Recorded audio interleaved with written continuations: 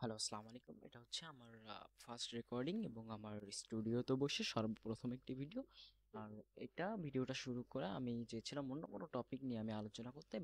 বর্তমান পুরো বিশ্বের পরিস্থিতি আমরা জানি, যেখানে যেখানে মুসলিম বিশ্ব একটি ট্রমার ভিতর দিয়ে কাটাচ্ছে এবং কেন সেটা আমরা সবাই জানি। বাট এই বিষয় নিয়ে আজকে আমরা একটু বিস্তারিত আলোচনা করতে যাচ্ছি। বাট হয়তোবা অনেকের মতে অনেক কিছু মনে হতে পারে, বাট আমার যে ওপিনিয়নটা সেটা আমি আপনাদের সাথে শেয়ার করতে যাচ্ছি। পুরো বিশ্বের দিকে তাকালে আমরা দেখব যে মুসলিমরা প্রতি বছরই এবং নিপীড়িত নির্যাতিত হয়ে আসছে। বাট ইসলামের প্রতিষ্ঠার পরে সব থেকে শক্তিশালী কিন্তু ইসলাম ছিল, মুসলিমরাই ছিল। বাট আমরা জানি যে আহ, আমাদের প্যালেস্টাইনে আমাদের ভাইদেরকে যেভাবে মারা হচ্ছে, একদল ইহুদি তাদেরকে ডিরেক্ট মার্ডার করছে, তাদের সাথে যুদ্ধ করছে, এমনকি সমস্ত রকমের যুদ্ধনীতি তারা ভঙ্গ করেছে। হ্যাঁ, এটা আমরা জানি, বাট এটার পিছনেও আমরা কোনো না কোনোভাবে নিজেরা দায়ী।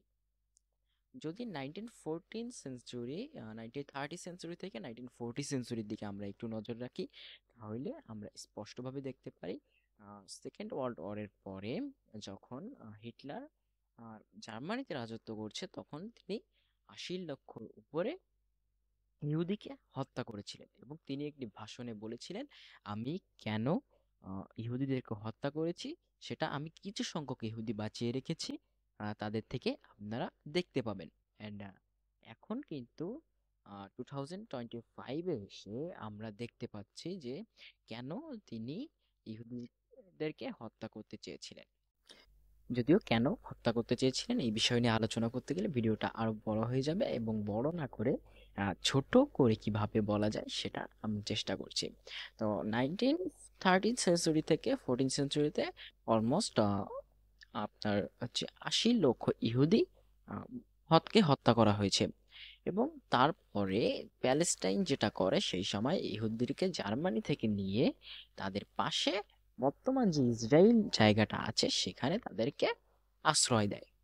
এবং সেখান থেকে 1948-এ 1948 সালে ইসরায়েল প্রতিষ্ঠা প্রতিষ্ঠা করা হয়। বাট 1948 সালের আগে যদি আমরা বিশ্ব মানচিত্রের দিকে তাকাই, তাহলে ইসরায়েল বলে কোনো রাষ্ট্র ছিল না। এবং ইসরায়েল রাষ্ট্রটা প্রতিষ্ঠিত হলো কিভাবে, জাস্ট আমরা যদি একটু 1948 সালের দিকে একটু নজর রাখি, তাহলে আরব এবং ইহুদিদের মাঝে একটি যুদ্ধ হয়। সেই যুদ্ধের পরে ইসরায়েল রাষ্ট্রটি গঠিত হয় এবং এরপর এখন এবং এই সময়ে সবথেকে বেশি ক্ষতিগ্রস্ত হয় হচ্ছে প্যালেস্টাইন।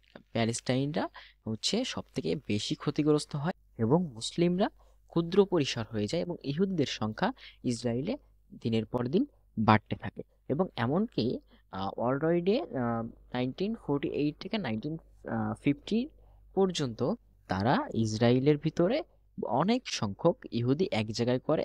এবং পরবর্তী থেকে তাদের মূল লক্ষ্য ছিল মুসলিমদেরকে হত্যা করা, এবং তারা মনে করে মুসলিমরা তাদের সবথেকে বড় শত্রু। তাদের এমনটা মনে করার হয়তোবা কোনো ইম্প্যাক্ট রিজন থাকতে পারে, বাট আমরা মুসলিমরাই কিন্তু তাদেরকে পুনর্বাসন করে তাদেরকে এত শক্তি পেতে সহযোগিতা করেছি।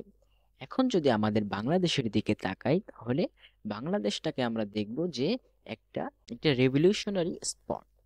কেন রেভলিউশনারি স্পট বলছি, এখানে যত মুসলিম বিশ্ব আছে, মুসলিমদের নিয়ে যত আন্দোলন আছে, সবগুলাই কিন্তু এই বাংলাদেশে সংগঠিত হয়। এবং ইসরায়েলি প্রতিষ্ঠান আমরা জানি, কোকা কোলা কোম্পানি আছে, যেগুলা ম্যাগি, এদের বিভিন্ন ধরনের ইসরায়েলি পণ্য দিয়ে আমাদের কান্ট্রি কিন্তু ভরা। কিন্তু আমরা বয়কটের নীতি যেটা আমরা চালু করেছি, বয়কট নীতি করছি আমরা কিভাবে, বয়কট নীতি করছি আমরা পকেটের টাকা দিয়ে কিন্তু সেই পণ্যগুলো কিনছি, কিনে আমরা হচ্ছে জাস্ট সোশ্যাল মিডিয়ার সামনে এসে ভিডিও করছি যে আমি এই পণ্যটা নষ্ট করছি, তো এখন তো আমার এই পণ্যটা আমি বয়কট করলাম।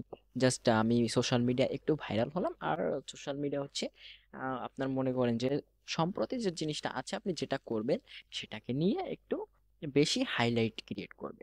এবং আপনি যখন হাইলাইট পাচ্ছেন, আপনি বলছেন যে হ্যাঁ, আজকে আমি একটা কোক বোতল কিনেছি, কোকের বোতল কিনে আমি সেটাকে ধ্বংস করছি, আমি বয়কট করেছি, হ্যাঁ আমি একজন পাবলিক ফিগার হয়ে গেছি, হ্যাঁ আমি পরবর্তী দিন আমি 100 পিস কোকাকোলা কিনবো, সেটাকে নষ্ট করব। বাট আপনি ইন্ডিভিজুয়ালি আপনি কিন্তু হেল্প করছেন কোকাকোলা কোম্পানিকে, কোনো লস নাই। আপনি যদি একটা কোকাকোলা কিনেন কিংবা একটা পেপসি কিনেন, সেভেন আপ কিনেন, তাহলে জাস্ট ফান্ডিংটা ট্রান্সফার হয়ে কিন্তু তাদের কাছে চলে যাচ্ছে, তাদের কাছে ফান্ডিংটা ট্রান্সফার হয়ে যাচ্ছে, এবং মাঝখান দিয়ে আপনি যে টাকাটা পকেটে খরচ করে নষ্ট করছেন, এটা কিন্তু কোনো লাভে আসছে না। আপনি প্রতিবাদ করছেন, বাট এই প্রতিবাদের ইম্প্যাক্টটা হওয়ার দরকার ছিল এমনটা, যেটা হচ্ছে এই মুহূর্তে বাংলাদেশের যেটা করা উচিত ছিল, যেহেতু আমরা বর্তমানে বাংলাদেশ শক্তিশালী দেশগুলোর ভিতরে একটা তো রূপান্তর হতে যাচ্ছে, আমাদের প্রতিবাদটা হওয়া উচিত এমন ছিল যে পুরো মুসলিম বিশ্বটাকে এক হওয়ার দাওয়াত দেওয়া। বাট কিভাবে? বাট আমরা জানি যে আরব কান্ট্রি গুলা হচ্ছে বেসিক্যালি মিডল ইস্টের কান্ট্রি গুলা, এবং সহ আহ, বিশ্বের অনেক দেশে তেল সাপ্লাই করে। বাট আমরা এই তেল সাপ্লাইটা বন্ধ করে ইসরায়েলকে বলতে পারি যে হ্যাঁ, আহ, আমরা তোমাদেরকে তেল দিব না, এবং যদি তোমরা তেল চাও তাহলে আমাদের ভাইদেরকে হত্যা করা বন্ধ করো। আমাদের ভাইরা হচ্ছে আমাদের সম্পদ, আমাদের ভাইদের গায়ে যদি তোমরা আঘাত করো তাহলে আমরা তোমাদেরকে তেল দিব না। আর বেসিক্যালি আমরা যদি তেল দেওয়া বন্ধ করি মুসলিম কান্ট্রিগুলা, তাহলে তারা কিন্তু তাদের যুদ্ধাস্ত্র যুদ্ধযান তারা চালাতে পারবে না, এমনটা পসিবিলিটি থাকে, 80% পসিবিলিটি থাকে। বাট আমরা প্রতিবাদ করছি, যেটা আমরা নিজেদের পকেটের টাকা দিয়ে তাদেরকে প্রফিটও দিচ্ছি, এবং আমরা নিজেদেরকে সোশ্যাল মিডিয়ায় একটুখানি হাইলাইট ক্রিয়েট করতে যাচ্ছি যে আমি এটাকে বয়কট করছি। বাট বয়কটের আওয়াজটা হয় এমনটা হওয়া উচিত ছিল যে পুরো মুসলিম বিশ্ব এক হও, এবং এক হয়ে তাদের বিরুদ্ধে যুদ্ধে লিপ্ত হও।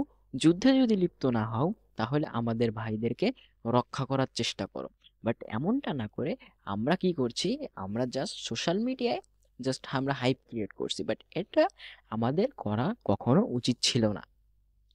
এখন বলবেন যে আমি এই কথাগুলো বলছি, এগুলার ভিত্তি কোথায়? এগুলার ভিত্তি হয়তো বা আপনারা খুঁজে পাবেন না, বাট ভিত্তিটা আপনাদেরকে খুঁজে বের করতে হবে। কিভাবে? আপনি ভাবুন যে এখন আপনার কাছে, আপনি সেখানে ফিজিক্যালি যেতে পারছেন না, তাদের সঙ্গ দিতে পারছেন না, এবং সঙ্গ দেওয়ার মতো সৎসাহস সবাই কিন্তু নাই, সবার কিন্তু সঙ্গ দেওয়ার সাহস নাই, যুদ্ধে ঝাঁপিয়ে পড়ার সাহস নাই। বাট আমরা যেটা করতে পারতাম সেটা হচ্ছে, আমরা আমাদের যতটুকু সামর্থ্য ততটুকু দিয়ে আমরা পুরো বিশ্বটাকে জানান দিতে পারতাম যে তারা আমাদের ভাই, আমরা মুসলিম বিশ্ব এক হয়ে তাদের বিরুদ্ধে একটু সোচ্চার হয়ে তাদেরকে কিভাবে রক্ষা করা যায় এটা ভাবি। বাট এটা আমরা না করে আমরা যত দিন যাচ্ছে তত দেখছি যে গাজা উপত্যকায় কিন্তু হত্যাযজ্ঞ বেড়েই চলেছে, এবং ইসরায়েল যে যুদ্ধ শান্তি চুক্তি ভঙ্গ করেছে, এটা হচ্ছে একটা মারাত্মক অপরাধ, যেটা নিয়ে পুরো বিশ্ব এখন কোনো কথা বলবে না। বাট দেখছেন যে আমরা গণমাধ্যমে দেখছি যে অনেকেই অনেক কথা বলছে, অনেকেই ফিলিস্তিনের পক্ষ নিচ্ছে। বাট বেসিক্যালি যদি আপনি স্ট্র্যাটেজি দেখেন, তাহলে কিন্তু এই কথা ভিতর দিয়ে কোনো কিছুই সলভ করা এখন আর সম্ভব না। এখন আমাদের উচিত আহ, এখন আমাদের উচিত নিজ নিজ জায়গা থেকে সোচ্চার হওয়া, তাদেরকে সহযোগিতা করার চেষ্টা করা, এবং আমরা এখানে বসে আমাদের নিজেদের দেশে বসে সোশ্যাল মিডিয়ায় অ্যাটেনশন না নিয়ে আমরা আমাদের যে প্রতিবাদের ভাষা আছে সেটাকে আমরা তাদের সঙ্গে অ্যাটাচ করার চেষ্টা করি।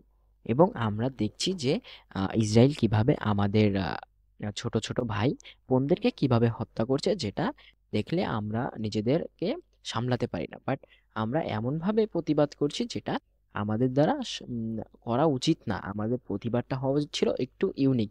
কারণ আমরা জানি যে মুসলিম জাতি যোদ্ধা জাতি, কিন্তু সেই সংজ্ঞাটা হয়তোবা আমরা দিন দিন ভুলে যাচ্ছি, এবং নেক্সট টাইম আরো ভুলে যাব। হ্যাঁ, এটা হয়তোবা আপনি বলতে পারেন যে আমরা যোদ্ধা জাতি, এটা ভুলে যাচ্ছি কেন? আমরা যোদ্ধা জাতি, এটা তো ভুলে যাচ্ছি না। আমরা হচ্ছে সবকিছুই দেখছি, সবকিছু অবজারভেশন করছি, আমরা প্রতিবাদ করছি। বাট প্রতিবাদই সবকিছু সলিউশন না। কিছু ক্ষেত্রে প্রতিবাদটা একটু ডিফারেন্ট অ্যাঙ্গেলে করতে হয়। বাট আমরা মুসলমানরা আমরা হচ্ছে এক না।